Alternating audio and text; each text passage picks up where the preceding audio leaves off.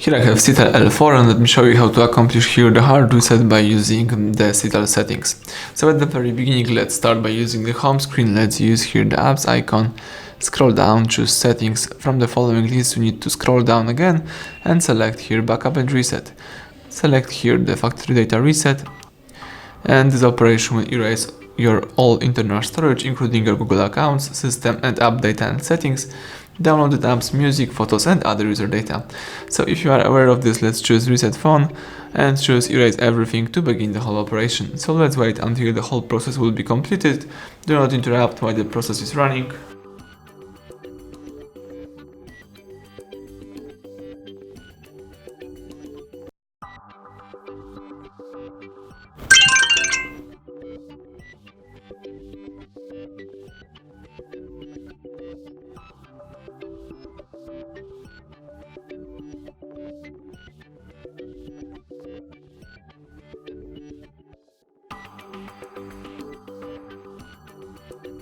Excellent, the welcome panel just pops up, so now you can start easily activate your device. Thank you for watching, please subscribe our channel, leave thumbs up under the video.